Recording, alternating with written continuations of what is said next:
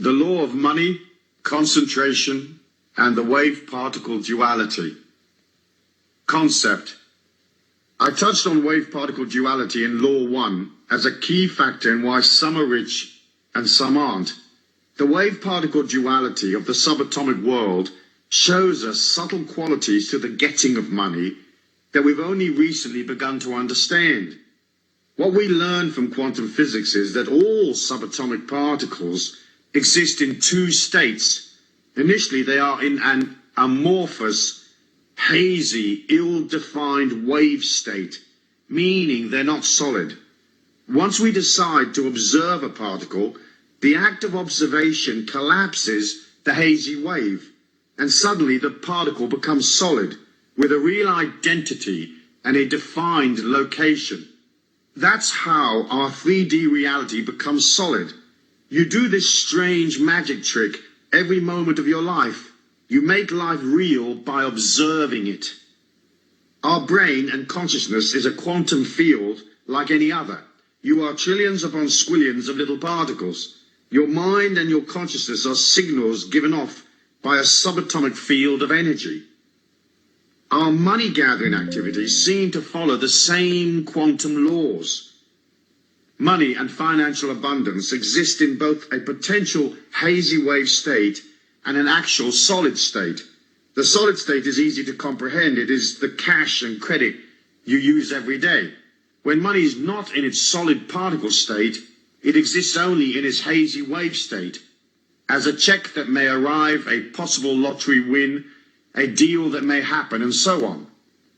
The act of taking money out of its maybe hazy state is the act of manifestation. That act is accomplished by observation. At any given moment, there are trillions of hazy state dollars which potentially could become yours. And it is through the power of your mind and the power of concentration, observation, that you collapse money from a distant hazy wave maybe to solid wealth, cash in hand. Concentration is how we pull to us the opportunities we need. Yet we have been taught that concentrating on money is evil, or at best it is a rather undesirable trait, a bit greedy and egotistical. In Europe, children are taught that wanting to make money is close to satanic. The first thing to do is concentrate on the abundance you do have. Make it solid and real by acknowledging it. It's easy to overlook the many things we are granted. Oxygen, the blood running through our veins, the food we eat, the people we know, the love we have for our friends and family, the companionships of animals and nature, the warmth of the sun, the sustenance of water, the air and the earth. All these things are around us. They are our temple, so to speak. We have to be grateful for what we have. The concept of the wave-particle duality is the understanding that you will act in one of two ways. In affirming that what you have is abundant, you collapse all the negative possibilities of lack. On the other hand, by being emotional and fearful and focusing on what you don't have, focusing on the problem rather than the solution, you intensify the confusion. You empower the lack, and your chance of collapsing the hazy wave into its solid state become less and less possible. Which takes us right back to, whosoever hath, to him shall be given. The Bible writers were talking subatomic physics when they wrote that. Metaphysics. The metaphysics of the wave-particle duality are slightly more complex. It lies inside the subtle bioelectric energy that exudes from your body. This energy, often referred to as your subtle body or etheric, is where your feelings exist. As I said before, you are a feeling. And that feeling, or thumbprint of what you are, is inside the etheric. So part of transforming the way you handle your life, not just from the point of view of abundance, but your personal power as well, involves developing a solidity inside that bioelectric etheric field. This consolidation of power can come about in many different ways. One of the fastest ways to raise your energy is to be more disciplined, to take time out to exercise, eat well, meditate, pray, take time to develop order, and time to establish a positive expectancy, to see your life flowing. All these things will raise your energy, but more than anything else, you have to begin to oscillate at a higher level. Oscillating at a higher level is opening yourself up to the light and the abundance of the God force that is in all things. So enter a meditative state and feel the light moving through your subtle body. Keep your meditation simple.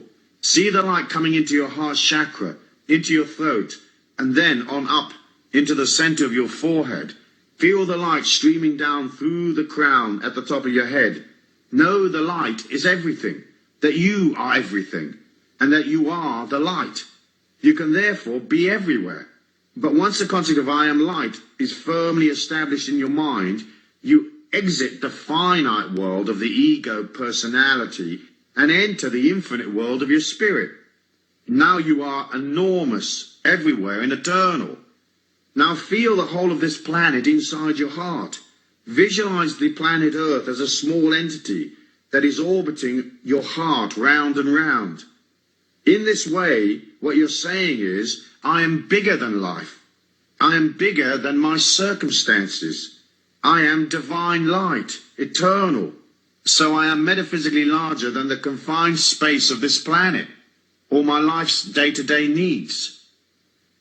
It's a matter of standing astride the whole planet, like a huge colossus with the earth at your feet, knowing that you are in control of your life, and that there is a magic and a power all around you that will bring you endless rewards. You don't have to understand the mechanism of how it works. All we have to do is know that it does work. Deepak Chopra says in his book, The 7 Spiritual Laws of Success, inherent in every intention and desire is the mechanics for its fulfillment. Intention and desire in the field of pure potentiality have infinite organizing power. And when we introduce an intention in the fertile ground of pure potentiality, we put this infinite organizing power to work for us. The trick, therefore, is to keep your energy pure so that your potential remains fertile. If life is swamping you emotionally, if you feel timid and unsure, the subtle energy you project doesn't go forward. In fact, it collapses back on itself, which is why in troubled times people often say, my God, I feel like everything is collapsing around my ears. This is the sensation of your subtle etheric closing in and coming back to protect itself because it feels weak, much like a small animal who huddles in a corner when a predator attacks. Express your energy outwards. You don't have to be perfect to be confident. Know that you are light, and know that you can move your energy to any distance across the earth plane. You can touch people and pull opportunities from tens of thousands of miles away. Distance is not involved when you live at the level of the divine light of God's abundance. There is no distance, so there is no limit to how far you can reach or how well you can do. The infinite nature of energy has within it the mechanics for fulfilling your dreams. That's certain. We watch it happening every day. Action. As part of concentrating on money, you will need to take some money action. Money doesn't move of its own accord. If you drop $100 bill in the street, there it stays until somebody picks it up, or the wind blows it. Similarly, abundance involves you moving towards opportunities. It is in the act of motion that you generate energy. And as I have said previously, money and energy are the same. So each day, take one defined concerted action which will assist you in your money gathering activities. Plan out the deal, print the brochure, attend the conference, whatever it takes. Action, action, action. Lots of it. Meanwhile, continue to do things that help strengthen your feelings. As I said in one of my books, you can go to the most expensive hotel in town and just sit in the lobby and have coffee. But you have to move towards the thing you desire. You have to join in your feelings so that the abundant world, which you are entitled to be a part of, is not something strange to you. It is not hazy, unobtainable, or laced with negative energy. As you move towards abundance, walking in and out of expensive shops, having a coffee in the Grand Hotel, buy the financial papers, even if you don't already get them. Most stock exchanges have visitors programs. So go visit the exchange, even if stocks bore you silly. Join, join, join. Become comfortable with the idea that you and abundance are not separate and different.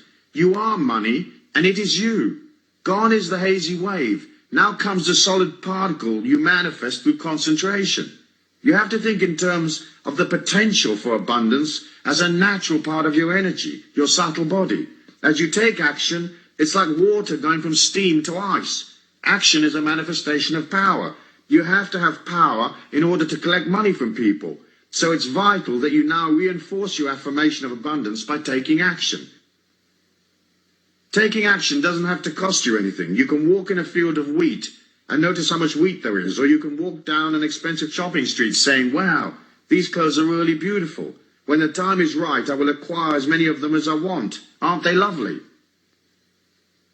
Take actions, any little action, for it's not necessarily one particular action that gets you the money. They all act as affirmations that you will help yourself. The real money may come from somewhere else. Via action, opportunities go from possibilities to probabilities and into reality. Then you can haul them round to the bank counter and say, hey, this used to be a hazy wave. Now it's a check-style solid particle. Please be so good as to credit it to my account. Thanks.